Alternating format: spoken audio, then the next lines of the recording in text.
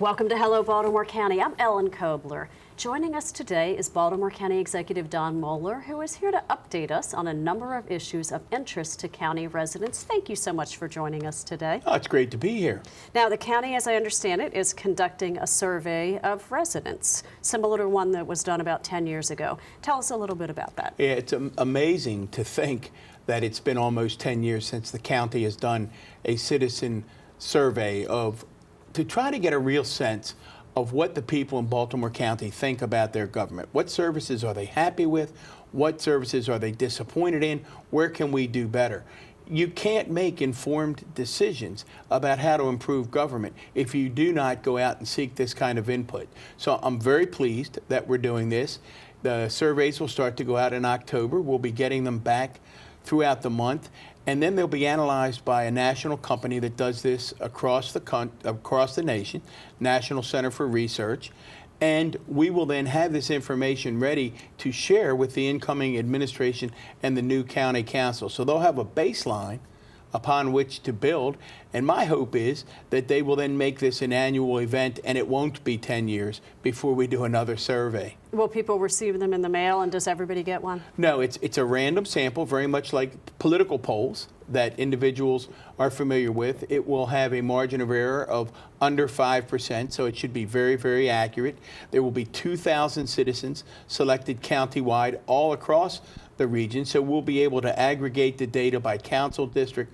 We'll be able to really drill down and get some data as to how citizens see their government. And then again, I think moving forward, the next administration and the next council will be able to build on that and really begin to expand this process. The whole goal being to make government open, transparent, and focused on customer service.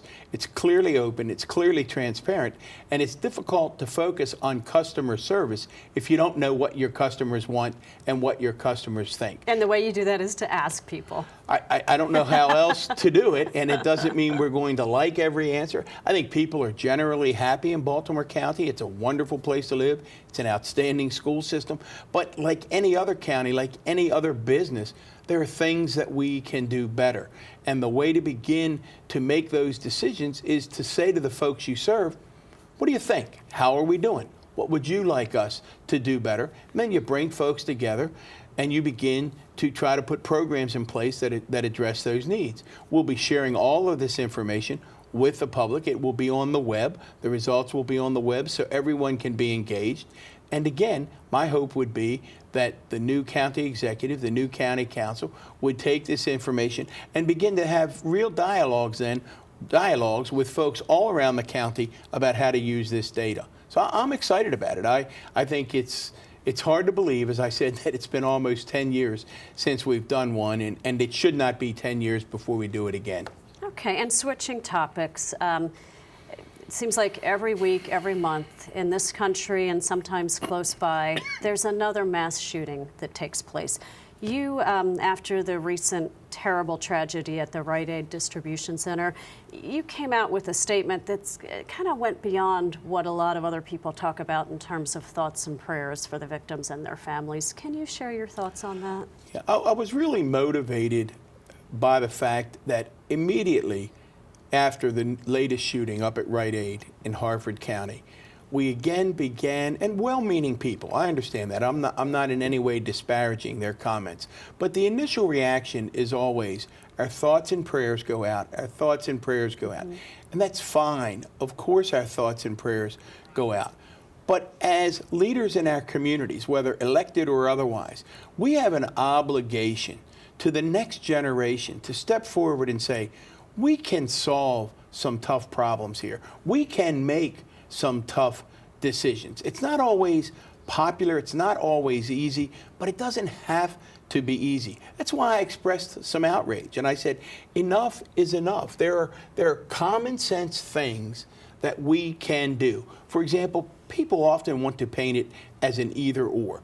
It's mental health or common sense gun safety measures. Well, it's not either or. It's not mental health or common sense gun safety measures. It's mental health and common sense gun safety measures.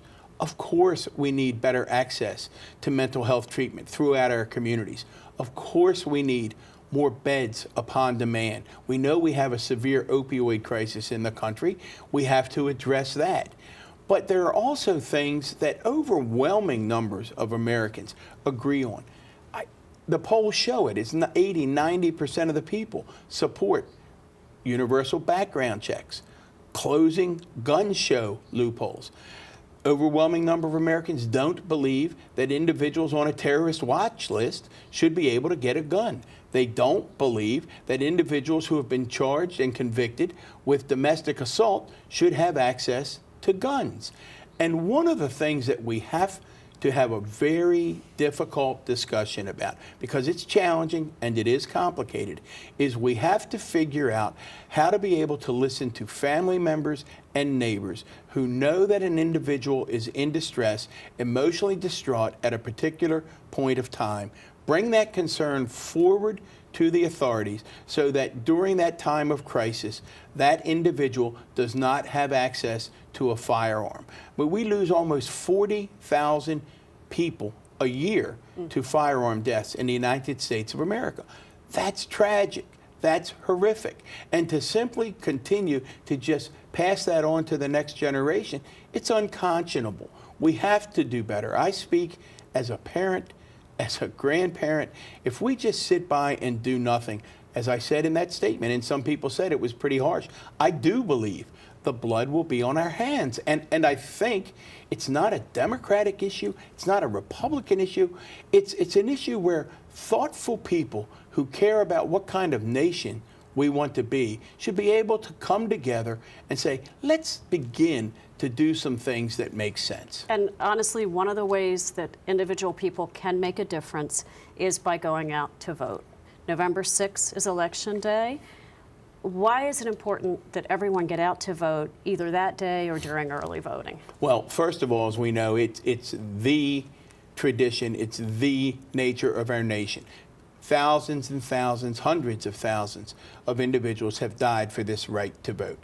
It's our solemn duty. We have some of the lowest participation rates in the entire industrialized world. That's unacceptable. And if we need a reminder, we just look back to this summer where we had a Democratic primary for Baltimore County Executive. It took several weeks to decide that election, and it was decided by fewer than 20 votes. It's really easy to identify 20 votes where the outcome of that election may have gone in a completely different direction. So your vote does matter.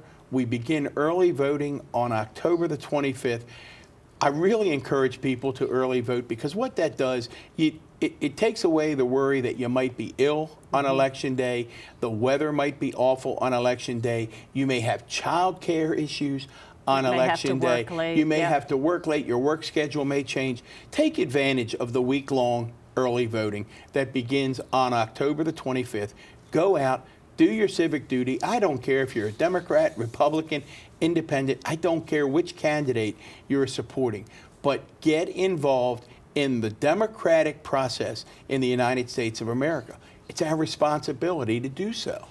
And the statewide election, this is not a presidential election, but the local and state governments sometimes have more impact on people's daily lives than the others. Well, it's certainly the closest to the people. When you're electing county executives and county councilmen and state elected officials, it matters. So October 25th, get out there and vote. All right. Well, thank you so very much for joining us. Oh, it's been my pleasure. Thank you. Yep. And thank you for watching Hello Baltimore County. Early voting makes it more convenient than ever.